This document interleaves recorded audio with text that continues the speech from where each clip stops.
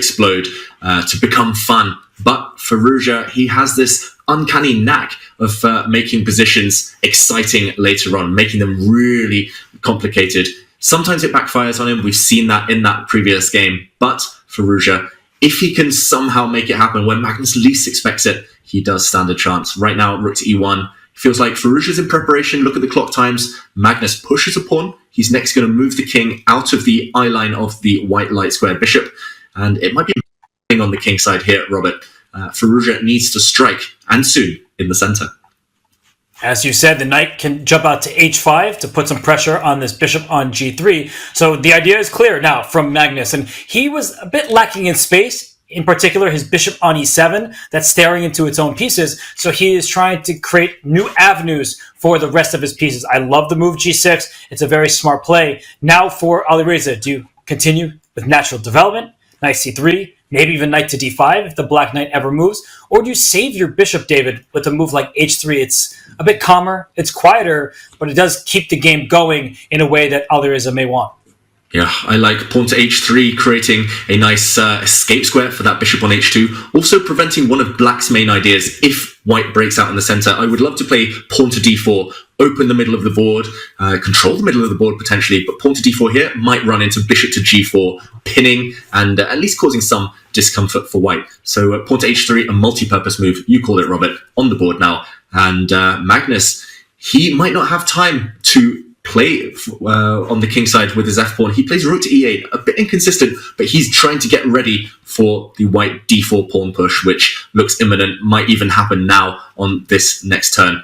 And bishop to f8, very passive. Viewers at home might be wondering, the freestyle challenge, the freestyle goat challenge starts in a couple of days. Why is he putting all his pieces back on the back rank?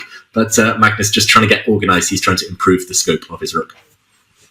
And the bishop will come to g7, where if d4 is played, it will have a longer diagonal to work with. This was the cost of Magnus Carlsen's opening. It wasn't just time, it was shutting the door on activity for the dark square bishop. And this bishop on c8, we typically tell you not to move the same piece multiple times. This dark square bishop has moved 3 times. The bishop on c8 hasn't moved at all. Eventually, it can go to a square like e6, but there's no rush for it because that bishop, its future is not evident. Bishop e6 doesn't want to sit there, doesn't want to sit on d7 a little bit more quietly. These questions are not easy to answer, so Magnus punts on the decision for now. Yeah, and look at the clock time as well. Already, it's still early days. Both players in preparation until recently, but Firouzja just looks like the slower player right now, maybe in his own head a bit too much, thinking about the match situation. Bishop to h4 though, Robert. That is the definition of provocation. He's trying to pin. He's trying to force Magnus to lash out with a move like g5, but that's never going to happen. Magnus is never going to open up his king in a situation he just needs a draw. Bishop back on g7 now. Looks really solid for black. How to break this formation? It's not easy. I like the idea from Alireza. As you said, he's trying to provoke g5. Magnus wants no part of that. He does not want to push pawns in front of his own king. He wants to ensure its safety. So what next? That is a huge question. In order to start going for ideas and trying to take advantage of squares, you sometimes need to move pawns, create pawn breaks, and open up files. But a move like d4 is now the right time. Now that the black bishop is sitting on g7, it looks difficult to accomplish, and that's why we see the knight into d5. So David, black is responding. Magnus, all of his moves, they're logical follow-ups to white's choices. Yeah, really logical moves from Magnus, just improving pieces. But finally, I think he might have to answer the question, what next? This last move, pawn to c3, indicates that white has covered pretty much every square on his first 4 ranks. Queen to b3 was in the air, hitting on the queen side. Magnus trades off, Robert, and this is a really committal decision. Black's light squared bishop was one of the pride and joys of his position, covering all the light squares.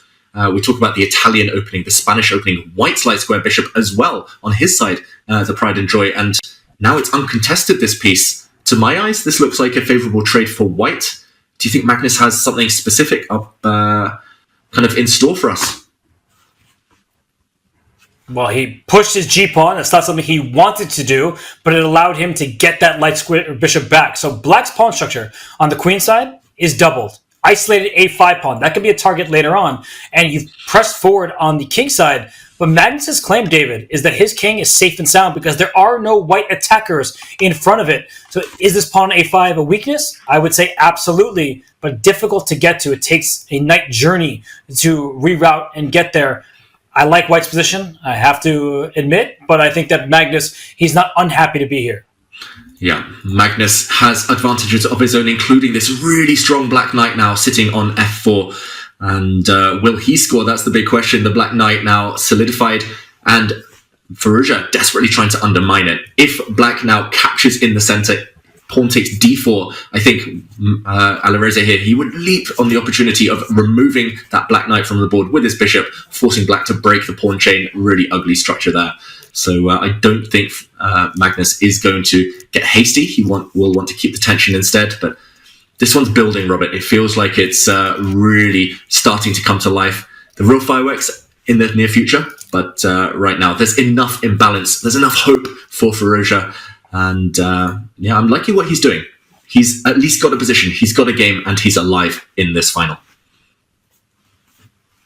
And Black's pawn structure is not getting any better anytime soon. In fact, if White takes on e5 and Black takes back, we see double isolated c-pawns in addition to the isolated a-pawn. But Magnus, he is counting on activity and play against the White king. And Alireza, he does have the long-term advantages. So, David, I would say that as this game continues, the advantage is in Alireza's favor just because of the pawn structure. But the dynamic play is in Magnus's favor. Yeah, Robert, I'm going to ask you to do one of your favourite things, to move some pawns to squares that unfortunately they cannot go to. If a black pawn were on b6 instead of c6, if black's pawn were on g6 instead of g5, then black's structure would be perfect, so harmonious, no double pawns, isolated pawns, no weak squares in your camp. But now the f5 square is a huge target for the white knight to get into later. The black queenside pawns just ripe for the picking in any endgame. Any endgame, actually, white's simply going to win. You can create a pass pawn on demand on the A file. So Magnus, he won't be able to rely on his endgame trickery anytime soon. Definitely long-term advantage white. And I like the fact Firouzja has sped up in what is his second Champions Chess Tour final. 6 minutes on the clock against 7. That's closer than it has been for a while. So definitely shaping up nicely. What do you think, Robert? I'm going to ask you now, put you on the spot. Will we see Armageddon today? It's funny because I was about to ask you a question. I was going to say, doesn't it feel like Magnus's position is more up Alireza's alley, where Alireza's position is more Magnus style? So in regards to the Armageddon, I actually think it's quite likely, just because Magnus, only needing a draw, may have to play forcefully, and that's not comfortable when you want to play solidly to try to get that half point. Yeah, Magnus will not be feeling comfortable in the situation. I've known Magnus a long time, and he really dislikes it when long-term he's suffering, when he has these ugly pawns and needs to compensate by showing real kind of energy and to kind of gamble in a way. And he is trying to gamble now. Bishop to c5. Robert, given a question mark, it drops a pawn. It's a big sacrifice, a committal sacrifice. Knight takes a5 is available for white. Is greed good here? Does Firouzja jump in and just call that bluff? I guess he's got to be worried about his king side, but does Magnus have anything concrete against the white king? I must confess, I don't see it. I don't see any justification. Surely, if he wants to win this match, there we go. He does get greedy. He snaps off the pawn, and Magnus goes in. G for glory. Will he win this game? What do you make of this? Can white fend off the attack? I think that Alireza is just in time. We talked about hooks, that g4 push. If there was something attacked on f3, would have pried open the white king side. But for now, everything is under control. h4 is a good move. If black had a queen on g6 already, then g3 becomes a deadly threat thanks to bishop on c5. But that seems quite a ways away, and white will see it coming, slide the king to the corner, and then maybe even move the bishop out to g3. Not now. Bishop g3 would simply blunder a piece. But in the future, the move bishop to g3, if the king is on h1, seems to have white's position looking safe and sound. Yeah, king to h1, one of the first moves you mentioned, and then a bishop on g3. It looks like an unassailable fortress, and one that's actually cropped up in a lot of classic games throughout chess history, especially if white puts a bishop on g3 and that bishop's captured by the black knight. That pawn shelter, that pawn formation of pawns on g2, g3, h4, just no way through. White's king will live 1,000 years in the corner, kind of on the h2 square. So Firouzja, I think he's doing everything right. I think Armageddon is a big favourite in this one. Magnus does need some real magic in order to save this game. I don't see it. White is simply going to come back with the knight to c4, start pushing the a pawn or the b pawn, full control, queen g3, queen f6, I was going to say, met by bishop g3, guarding everything, and this pawn formation. Wow, Robert, I must admit, I missed this one, but Magnus allowing an endgame despite how bad the black pawns are. Counterintuitive to trade queens when you're down material.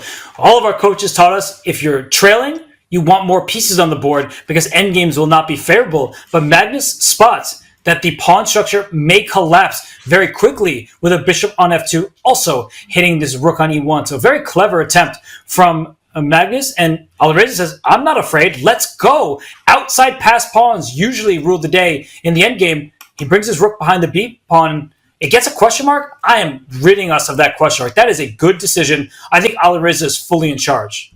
Yeah, he is dominating this game. We said it earlier, any endgame favors white due to the power of the, I'm going to call it Alireza, the a-pawn. It's going to start sprinting forward very, very shortly. Magnus, though, what's he pausing about? Surely he has to snap off the pawn on g3 before it disappears, before the white king steps forward and defends it. He's a pawn down after all. The c6 pawn is collapsing. Look at those accuracy levels. Firouzja playing one of the games of his life. So important here. And he's playing so well, Robert. So strongly. And Magnus, okay, desperately trying to mix it. Pawn to f5. We see the eval bar not approving, not liking this move. But he's desperately trying. At least a source of counterplay, a source of light at the end of the tunnel for the black e-pawn. Is there a way to stop it running? That's the big question. Looks difficult to stop. If the pawn captures on f5, which seems to be a natural try, there it goes. The bishop on f2 helps it out as you just rush the e-pawn up the board with the rook behind it for good measure. So Alireza right now, he sees how dangerous the position is. David, can he just grab this c6 pawn with his knight and then work around what will be an annoying e-pawn passer that black will try to turn into a queen? I think he can. I think Alireza could get away with it, but that would, as you mentioned, allow counterplay. The move I would want to play here, if it works, if you can calculate, is rook to f1, just to try and take the black f5 pawn with your rook, kill the counterplay before it even begins, kill it at source, and if you can somehow kick the black bishop out of the way, take that pawn, you're just loving life. Black has no passes. Black can basically resign. The only complication is the fact that black might be able to play a move like bishop to b6, hitting the white knight. You have to work out that it all kind of falls into place. I don't see any reason not to, though, Robert. Bishop b6, I think you can just meet with knight takes c6 in that position. We're spinning out some variations, but this is all that's going through Firouzja's mind. He does not want to allow Magnus a glimmer of hope. I'm predicting rook f1. I think that's what he's trying to work out. He does not by nature want to allow any activity. Oh wow, he just plays b4 instead. Whoa. And that move, I actually think, deserves the question mark. Your rook f1 idea is well taken. It would have prevented black from getting this passed pawn. And f takes e4 certainly looks like a nice try. Bishop takes g3 at any moment is going to potentially win the h4 pawn. But David, this position, they don't have the evaluation bar by their side. They're going on their own. Magnus doesn't know that he suddenly has an opportunity because you play a move like pawn takes e4. I think that Alireza is just going to take this pawn on c6, pushes b, pushes a pawns, and those are hard to stop as well. Yeah, still super difficult for black. As you say, Robert, correctly, the eval bar is not available for the players, so they know the momentum, the trend of the game. It's all been about white. Alireza is the one who's made things happen, who's got the long-term advantages. Magnus is in hustle mode. And there we go. What a move. Really classy move there from Magnus Carlsen. The white e-pawn, it's not running away anytime soon. Black's e5 pawn is the one that he wants to push down the board, but it needs support from the black rooks. And this black rook that he just moved was about to get kind of semi-trapped. Now it's going to spring forward. First, he gains time against the white knight, which is defended. And now, two passed pawns, double pawns all over the shop, Robert. Whose are more dangerous? I would be thinking rook to b4 just to go after these pawns in the fourth rank. But the e-pawn is the one you need to stop. And of course, black will push it forward. And then again, and then one last time, before it becomes a queen. So I would be super nervous here if I were Alireza Firouzja. The evaluation bar is at zeros. Neither player knows that. But I would say more than anything, it's become a game with all three results on the table. It looked like one-sided traffic. Now Alireza Firouzja is probably worried about how he continues because the E3, E2, E1 push is so obvious. Yeah, Magnus Carlsen. I'm going to eat my words. I thought he was almost out of it. I thought he was devoid of any active counterplay whatsoever. But pawn to f5, that was just pure genius. Just giving him practical chances. And suddenly you can see it on the camera visibly. Firouzja is nervous. He realizes it's no longer within his grasp necessarily. He still needs to play really well and just to fend off Black's active play. He's given the opponent a clear-cut plan, and that is the cardinal sin of rapid chess. 1 minute 30 against 4 minutes. Suddenly it's an uphill struggle. Suddenly Armageddon is a distant dream. Rook to b4, I love it, Robert. He plays it, Alireza. He is going for those black pawns, those weak pawns, and he's going to at least be able to stop from behind the forerunner, the black e4 pawn, if it steps forward. But where does Magnus now see counterplay? It feels like it's just a totally irrational endgame, really hard to evaluate. Irrational is a good word, not maybe necessarily in life, but for this position, because rook takes g4 is check. White currently has 6 pawns, black has 5. It's actually hard to count them because you see that they are all scattered. They're mostly isolated, and after rook takes g4, black will be a pawn down. So I would take this pawn on g4 and then try to bring my rook back to e4 to freeze black's pawns before they run forward. This is looking like a position where Magnus needs to prove that he can hold the half point. And whoa! As soon as I say that, the wrong move from Alireza, and the blue arrow is in, David. Rook d2, and Magnus isn't just okay. Apparently he's winning. Wow, Alireza missing the opportunity to grab a pawn for free with check. I'm not so sure about that one. He maybe was afraid of taking that pawn, allowing the black king closer towards the center, but of course Magnus jumps on that opportunity. He finds the move indicated by the blue arrow, exclamation point. E2 is coming, followed by rook to d1 check, and you're landing, you're touching down. That black pawn is going to become a new queen. It's coronation day almost, not just for the king, Magnus Carlsen, but for that e-pawn. Alireza, he lost control. He allowed too much counterplay. And suddenly, hard to even find a move, Robert. It's inevitable. You can't stop Black's plan. And I wonder what the difference was, because a turn ago, it was all zeros, and rook takes g4 that you could have stolen a pawn. I don't know why that would have changed the nature of this position. Rook f1 played. Black can, in fact, push the pawn to e2. You'll get this rook for a bishop and pawn. I wouldn't actually want that just yet. Can Black slow down? David, can Black be extra greedy, protect this bishop first, and then push the pawn next? Magnus does it. Magnus does it. We saw that look on Magnus's face, that kind of momentary, like, that confusion, that frown. Why not? Why aren't I just winning right now? And I think it's starting to settle in. It's starting to kind of become real for both players. They know Alireza now down to 10 seconds. Nothing he can do. Pawn to e2 wins a whole rook. This might be the last few moves of the Chessable Masters 2024. Pawn to e2 looks automatic here, Robert. Why not? The black bishop's defended. Nothing to do. Alireza looked away. 4 seconds left. Is this the final moments of the tournament? It is Magnus Carlsen. He needed a draw, but he gets a win.